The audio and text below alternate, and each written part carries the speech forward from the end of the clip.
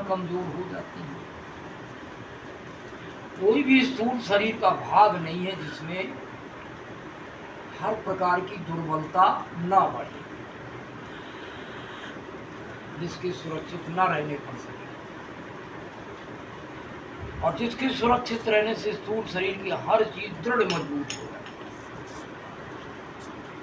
उस धातु का नाम वीर है।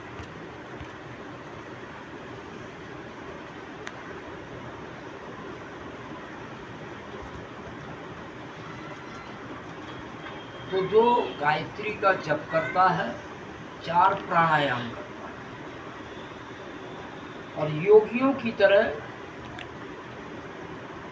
योगाभ्यास रीति की संध्या उपासना,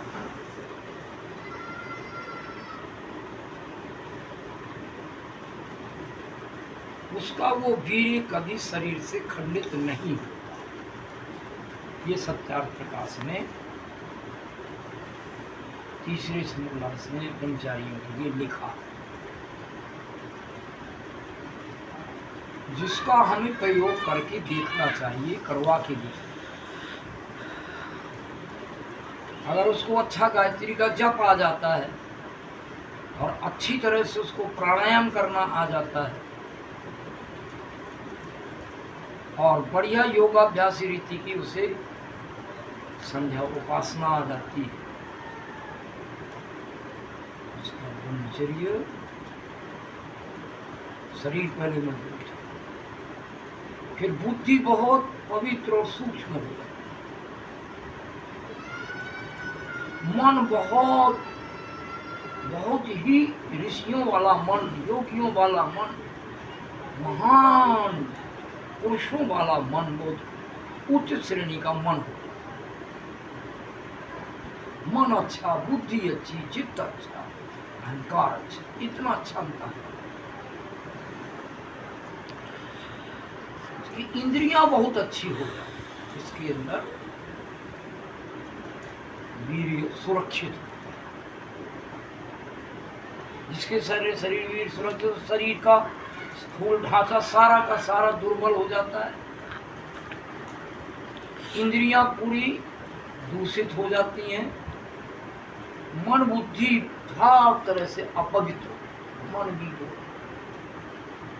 बुद्धि दूषित, चित्त दूषित, अहंकार दूषित, और आत्मा पूरा बल गिर जाता है, बलहीन आत्मा, उस आत्मा में कोई बल नहीं। आत्मा का सबसे बड़ा बल है सुरक्षित भी।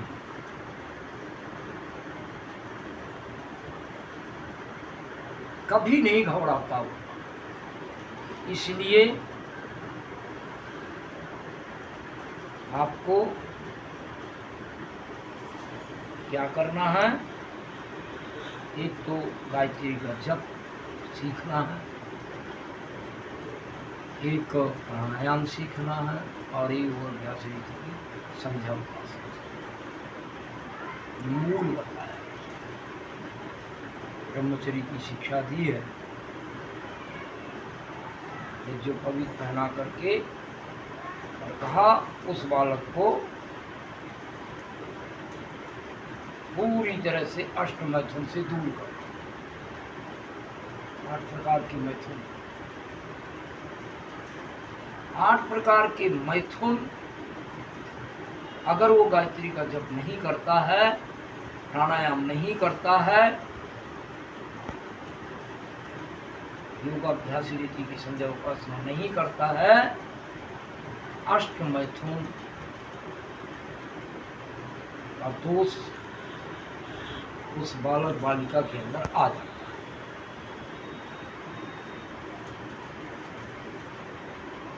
गायत्री जप उसमें सत्यार्थ प्रकाश में बहुत बढ़िया जप कहते हैं। गायत्री मंत्र के एक एक शब्द को पूरे श्रद्धा बना करके सोचना, जप करना।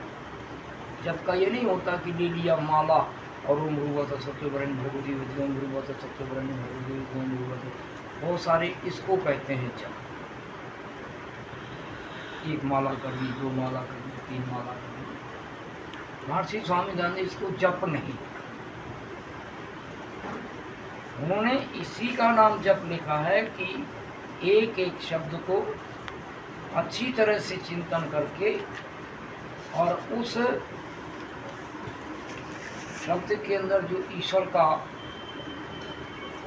गुण कर्म है वो उसके अंदर भर जाए, ऐसा मग्न होकर उसको चिंतन करे, सोचे।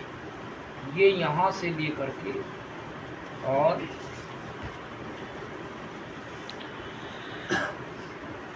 ये यहाँ तक गायत्री जप करने की विधि, ये इतना सा करना। स्वामी जी ने प्रत्येक बालक बालिका को ये नित्य प्रति कहा, वो शुद्ध ब्रह्मचारी शुद्ध ब्रह्मचारिणी। पेज नंबर सर कितना है? ये 41। फिर इसके बाद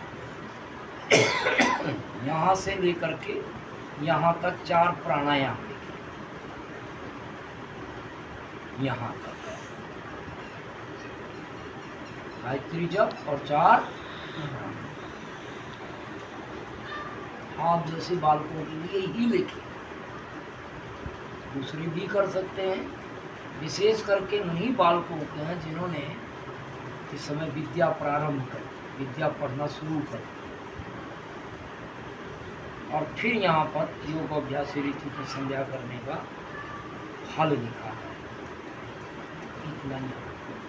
इतना ये आप लोगों को इतना कंठस्थ करना है और इनको जीवन में लागू करना आज से।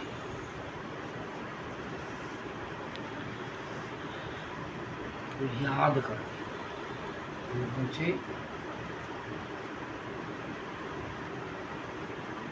भू का जप कैसे किया जाता है, आरती बंद करें। भुआ का जप कैसे किया जाता है, स्वाहा का जप कैसे किया जाता है, सवितु का जप किया कैसे, हरिण्यम का जप कैसे किया, इसमें पढ़ के बता।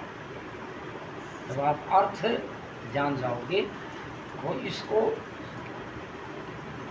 पूरी दृढ़ विश्वास करके आत्मा में मन को ठहरा करके जब हम सोचते हैं तो उसको कहते हैं जप। सीधा परमात्मा की कृपा आ जाती है, आत्मा की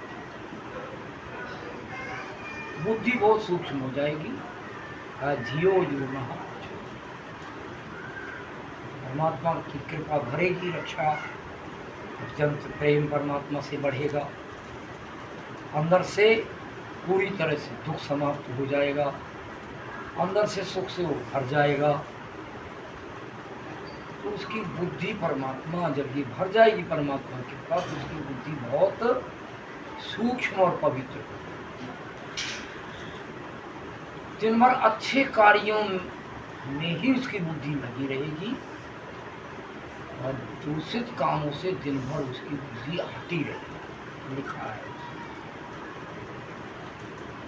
वो परमात्मा की भरी हुई कृपा बुद्धि को संभालती है, अच्छी व्यवहारों की ओर आकर्षित रखती है वो कृपा, और दूषित व्यवहारों से वो कृपा बुद्धि को हटाए रखती है।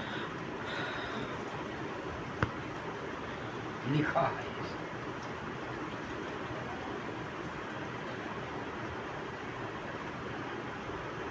एक तो ये है, ये गायत्री मंत्र आपको याद करना है आदर से। विद्या पढ़े और बालक ये नहीं करता तो विद्या नहीं आएगी। पढ़ लेगा वो, पर विद्या फल है वो शांत रहना, वो पवित्र रहना, निर्भय रहना, निश्चिंत होना, रोग रहित होना, ये विद्या का फल है। हम विद्या पढ़ रहे हैं, हमारे अंदर रोग आ रहे हैं, अशांति आ रही है, भय आ रही, चिंता आ रही है, हर तरह से अंदर से हम दुखी रहते हैं, तो हम विद्या का फल पढ़ते समय नहीं मिलता। और पढ़ने के बाद भी नहीं मिलेगी। और ये करने से ये चीज़ हम प्राप्त करेंगे। एक तो गायत्री का जप तैयार करना है,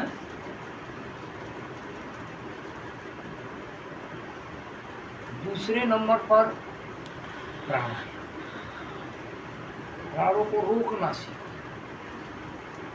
ये ईरिट को हमने प्राणायाम करना सिखा तो दिया है, लेकिन अभी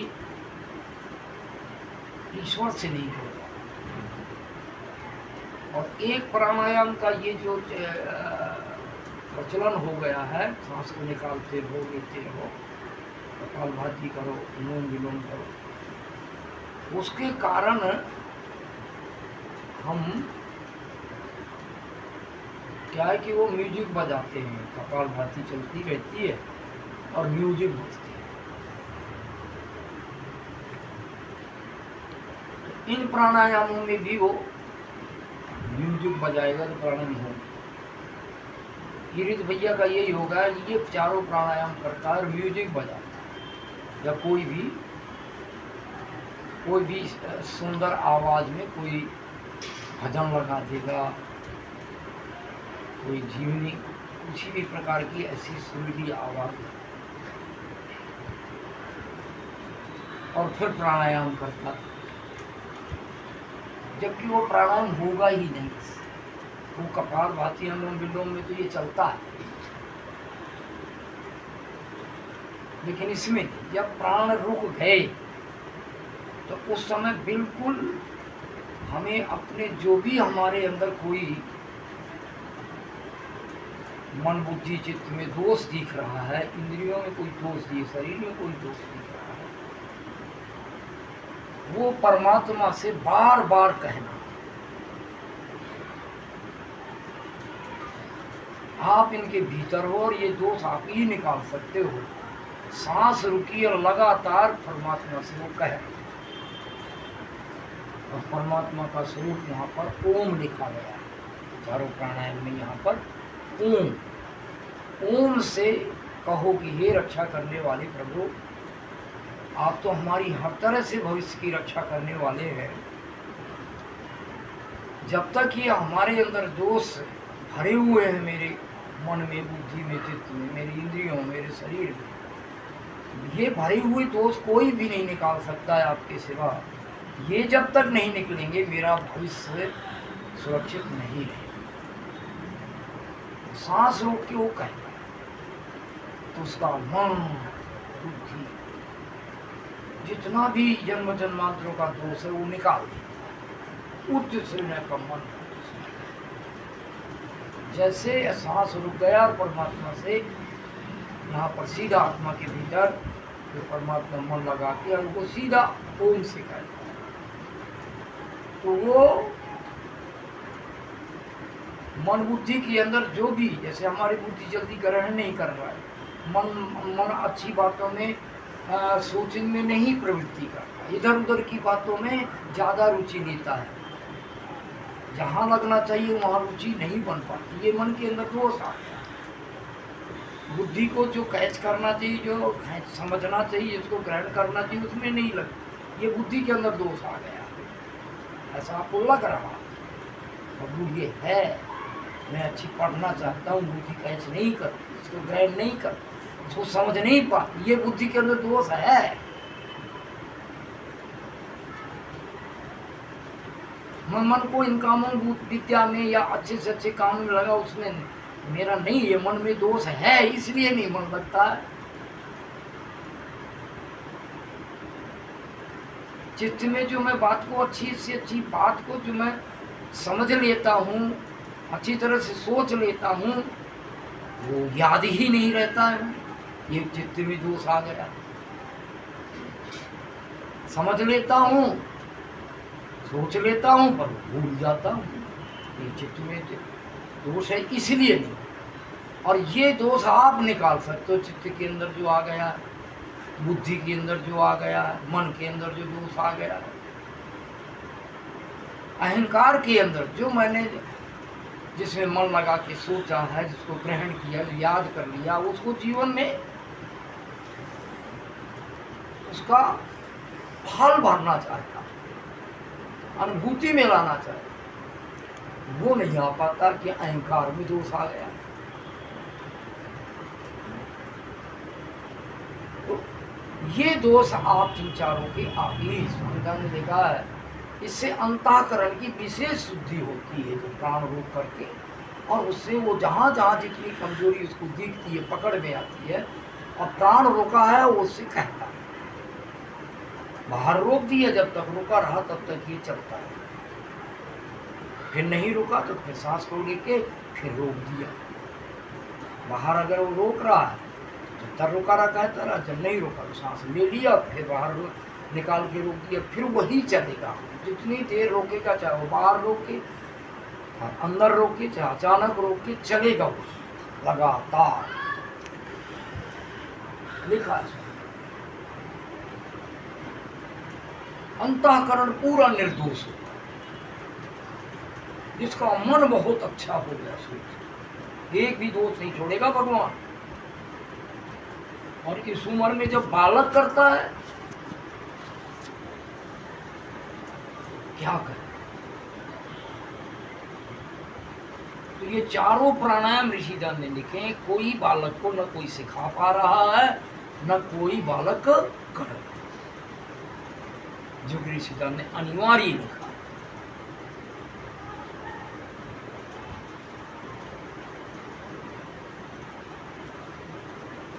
तो एक सांस को बाहर निकाल के वहीं रोक के फिर कहा, और ऐसा पहले 6 बार कोशिश करो, बाहर रोक करके और फिर अंदर रोक करके, और फिर अचानक हम 4-5 बार ऐसे सांस ले रहे 6 बार, और एकदम बीच में रोक के जितनी देर रोके बस कहते रहो परमात्मा से। अंतःकरण की शुद्धि, इंद्रियों की शुद्धि भी करता है प्राणायाम। दह्यन्ते ध्यानात्मानां धातूनां यथा तथेन्द्रियाणाम दह्यन्ते दोषा प्राण, जिसके प्राण रुक जाते हैं, तो जैसे धातु के मल भस्म हो जाते हैं, ऐसी इंद्रियों के अंदर दोष, अंतःकरण के अंदर दोष, फिर उसको समाप्त रोज रोज करता है। तो इंद्रियों के अंदर जो हमारे गलत खाने पीने की आदत पड़ गई, नहीं रुक पाती। ईरित को जो पदार्थ नहीं खाने के लिए खाने, आप लोगों को तो मुझे पता नहीं। अब वो क्या है कि उसके अंदर दोष भर गया है, रसना इंद्रिय के। आँख के अंदर दोष भरता है, जो नहीं देखना चाहिए। मोबाइल जब भी कोई पा गया मोबाइल, तो फिर वहाँ ये चक्षु इंद्रिय के अंदर दोष आता है। देखना नहीं चाहिए, पता है, समय खराब होता है, दुर्गुण पैदा हो जाता है, विषय विकार पैदा हो जाते हैं, फिर भी दोष के कारण वो जैसे पागल देखने की प्रवृत्ति गलत खत्म, गलत खान पान की खत्म,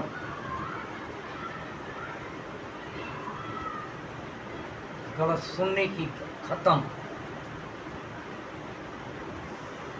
ये प्राणायाम से समाप्त होगी। इंद्रियों के पूरे जो जो आपके श्रोत्र, त्वक, चक्षुषी, जिह्वा, स्पर्श का सुख होता है, बड़ा बड़ा हो जाता है, हस्त मैथुन की आदत बनना, वो स्पर्श करके उस सुख को रोक नहीं पाता, ऐसा दोष उसके अंदर। अब ये दोष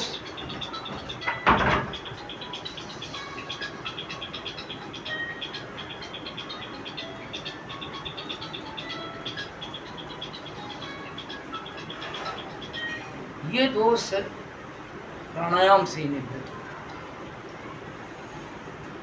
है। नए बच्चों में जो आ गया, तो संग से आ गया, शुरू से किसी ने नहीं संभाला। अगर शुरू से माँ संभाल देती है, पिता संभाल देता है, कोई आचार्य संभाल देता है, तो ये स्पर्श इंद्रिय का जो दोष है आएगा ही। नहीं संभाला तो आए बिना रुकता नहीं। फिर ये दोष प्राणायाम से समाप्त। ईश्वर अंदर से तो उसको खत्म कर दिया। सभी इंद्रियों के अंदर जो दोष है वो इंद्रियों के दोष समाप्त है। कोई भी गलत देखने का, गलत सुनने का, गलत खाने पीने का, किसी प्रकार भी गलत काम करने की प्रवृत्ति समाप्त हो। ये प्राणायाम करने का फल लिखा है, झूठी नहीं लिखा करता है। किसी ने सिखाया नहीं और किसी ने किया। ये आज सब प्रकार से अंतःकरण सबके दूषित हो गए हैं, होते जा रहे हैं।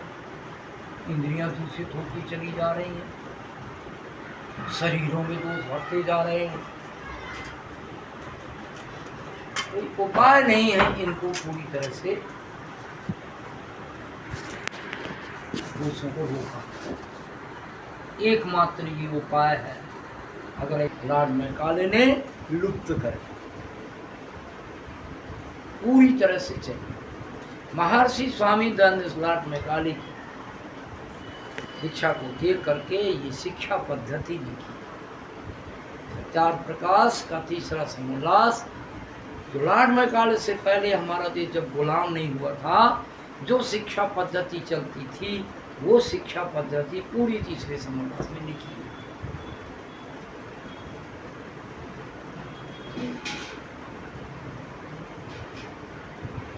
जिस शिक्षा पद्धति का लुप्त हो जाने से पूरी तरह से कुल के कुल बर्बाद होते जा रहे, कुल के कुल पूरी तरह से दूषित हो।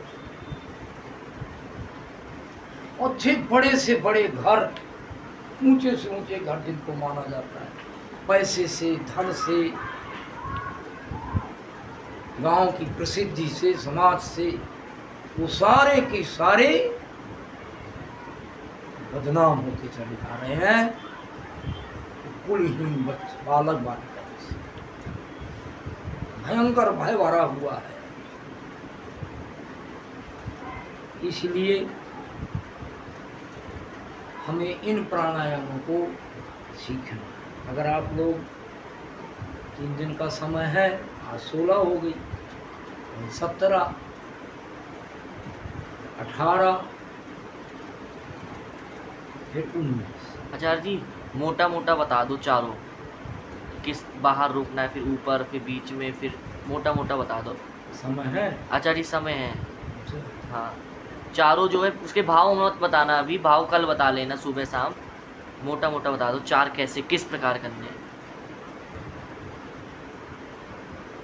एक बात और, मोबाइल जो है प्रातःकाल सुबह करना, सुबह पहले सेट कर लिया करो, क्योंकि मोबाइल में आपका ध्यान रहता है। जो आचार्य जी भी बताते हैं उस पर ध्यान प्रातःकाल नहीं जाता। ये प्राणायाम करने का ज्यादा भाव।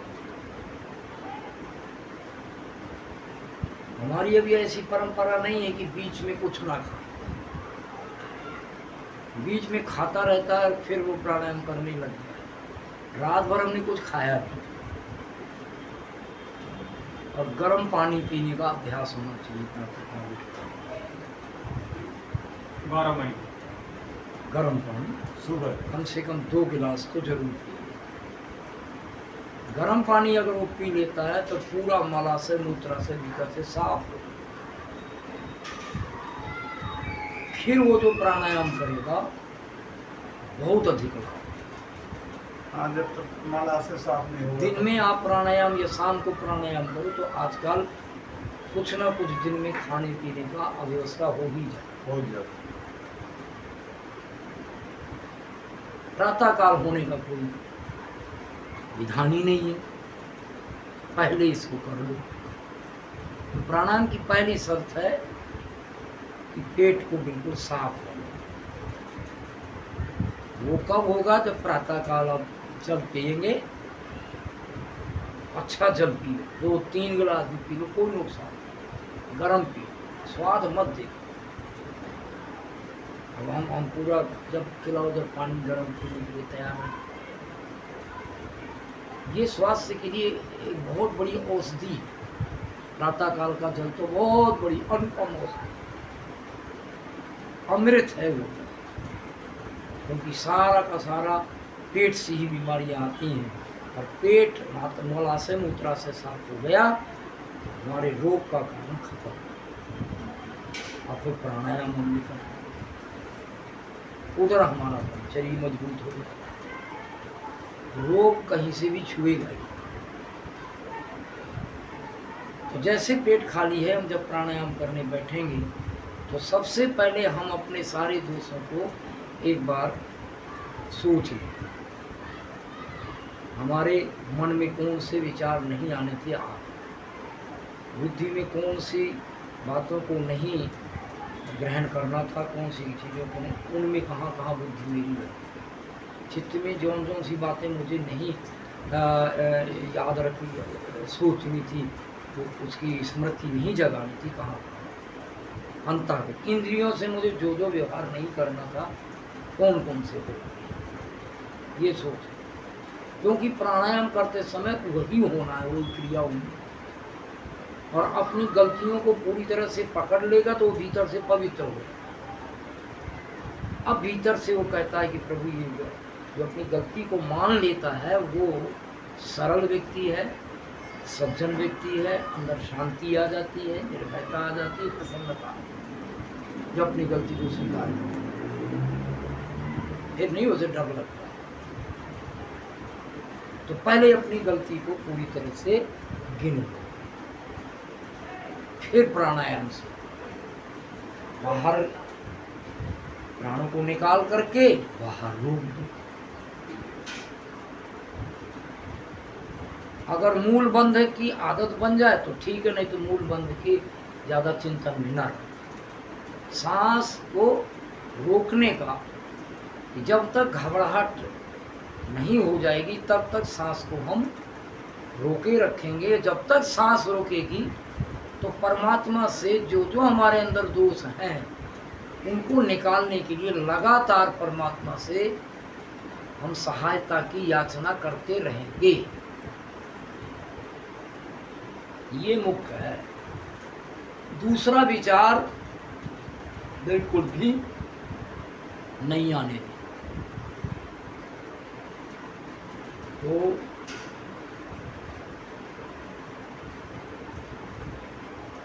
बाहर निकाल दिया पूरी सांस को।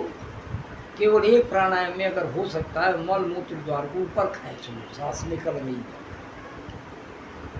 सांस निकल गई है तो खींचे रहो और परमात्मा से ओम से अपनी सहायता मांगते हो। जैसे सांस ना रुके अंदर हो तो वो छोड़ना पड़े, इसलिए आप मूल बंध पर ज़्यादा अभी शुरू में ध्यान ना दें।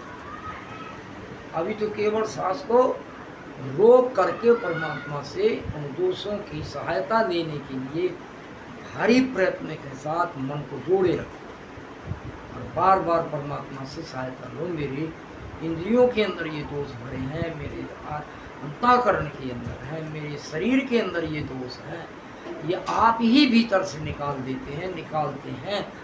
ये सत्य लिखा है ऋषियों ने, जिनने किया है उनका हुआ है, तो मेरा भी आज होना चाहिए। वो कहा ये कह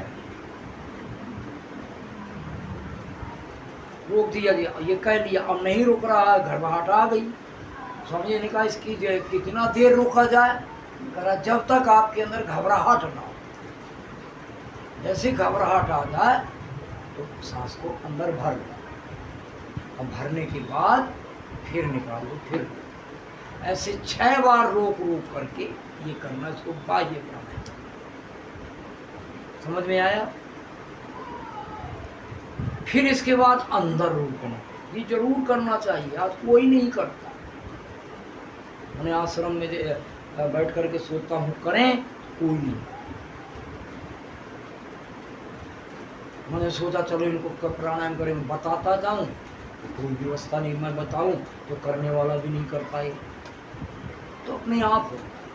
तो अंदर सांस को जब हमारे बाहर के 6 हो गए, अब अंदर तो सांस को अंदर भर लो और भरे रहो। जब तक घबराहट ना हो तब तक भरे रहो, और बस वही जहाँ जहाँ आपके दोस्त पकड़ में आ रहे हैं, अभी ये गलती हो रही, बिल्कुल भी गलती नहीं चाहिए। दिन भर अच्छे से अच्छी सोच में मन रहे, अच्छी बुद्धि अच्छी से अच्छी बातों को ग्रहण करती रहे, समझती रहे, चित्त में अच्छी अच्छी बातों को मैं स्मरण करता रहूँ, मुझे याद कर, एक भी बात भूलूँ नहीं, अच्छी अच्छी बात। ऐसी अच्छी बुद्धि प्रभु भार, ऐसी अच्छी बुद्धि कर दो, ऐसा मन अच्छा कर दो, ऐसी इंद्रियों के दोष निकाल के अच्छा बोलूं, अच्छा खाऊं, अच्छा देखूं, अच्छा सुनूं, ऐसी मेरी अच्छे गुण मेरी इंद्रियों में भर दो। ये दोष भरे हैं गलत खाने के, गलत पीने के, गलती, ये मेरी निकाल दो।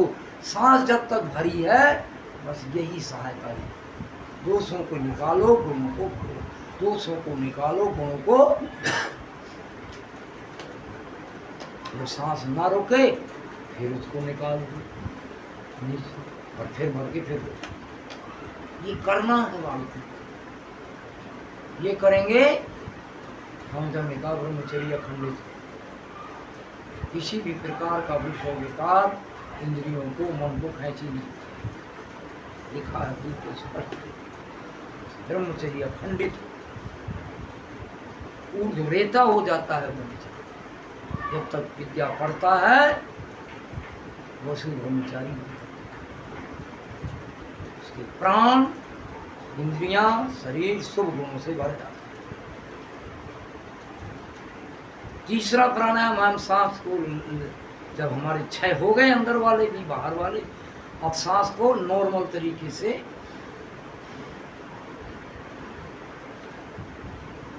और एकदम रो, और फिर वही मेरे शरीर, इंद्रिय, अंतःकरण भी जहाँ जहाँ दोष जितने आप निकाल दो, ये गलतियाँ हो जाती हैं ताकि आगे से ना, और ये गुण भर दो, अच्छे से अच्छा बोलना, देखना, सोचना, मन अच्छा, बुद्धि अच्छी, ऐसे गुण भर दो। सांस रुकी रह जाए, कहते रहो, और जब घबराहट हो जाए ना रोके तो फिर 4-5-6 बार सांस ले लो, फिर अचानक रोक। लेकिन ये परमात्मा से कहते रहना, दोषों को निकाल दो, गुणों को, जिससे मेरा मन बहुत अच्छा रहे, बुद्धि अच्छा काम करे, चित्त अच्छा काम करे, मेरी वाणी अच्छा काम करे, आँख अच्छा काम करे, कान अच्छे काम करे, सारा अच्छा से अच्छा मेरा शरीर गुणों से भरा रहे। जब तक सांस रुकी रहे ये कर, अचानक होकर 6 बार ये कर। चौथा होता है सांसों को बाहर निकालना, निकाल के रोक देना, फिर से बाहर रोकने का है। और पहले हम जब घबराहट आती थी तो भर लेते थे, जब घबराहट आ जाए बाहर रोक करके तो अब अंदर लेना नहीं है, 4-5 और धक्का देना। अब नहीं सांस हमारी बाहर रुक रही है तो लेना नहीं है, बल्कि 5-6 झटके के साथ और निकालते रहेंगे और परमात्मा से भीतर प्रार्थना करते रहेंगे, मेरे दोषों को छीन करो प्रभु, गुणों को भरो प्रभु, दोषों को छीन करो, गुणों को भरो प्रभु। ये अंदर परमात्मा सीधा व्यवहार चलता रहेगा और सांस को धक्का लगेगा। इसके बाद 4-5 धक्का दे करके फिर अंदर भर के फिर अंदर रोक दो, जब तक रोके रहो और परमात्मा से दोषों को निकालो, गुणों को भरो। ये परमात्मा से सीधा व्यवहार चलता रहे, सीधा सहायता की याचना चलती। और जब ना रोके अंदर तो फिर और भरना और कहना, प्रभु दोषों को निकाल, गुणों को भर, दोषों को निकाल दो, गुणों को भर दो, मेरी सारी इंद्रियां का निकाल। 4-5 बार ये एक प्राणायाम। फिर इसी तरह से बाहर निकालना, फिर रोकना, ना रोके तो फिर धक्के देना 4-5 बार, अब फिर इसी तरह अंदर लेना, ना रोके फिर धक्का दे करके भरना, 2 बार करना, ऐसे 6 बार। ये करने से बहुत लाभ है। ये ब्रह्मचारी को करना चाहिए। गायत्री का जप इससे करवाना है, अच्छी तरह अर्थ याद करना है और संध्या धीरे धीरे पूरी संध्या के मंत्र शुद्ध याद हों और बढ़िया संध्या के मंत्रों को बोलें और साथ साथ उनके अर्थों में मन को लगाना सीखें। जब हम संध्या के मंत्र बोल रहे हैं, मन संध्या के मंत्रों के अर्थों के भाव को सोचता रहता है और मंत्र हमारे भीतर चलते रहते हैं। बोल करके करते हैं तो बोल रहे हैं, अंदर मन उनके अर्थों पर डूबा रहता है, सोचता रहता है। ये योगाभ्यास रीति की संध्या। तो ये आज का अगर कल फिर आओगे तो और बढ़ा लिया जाएगा।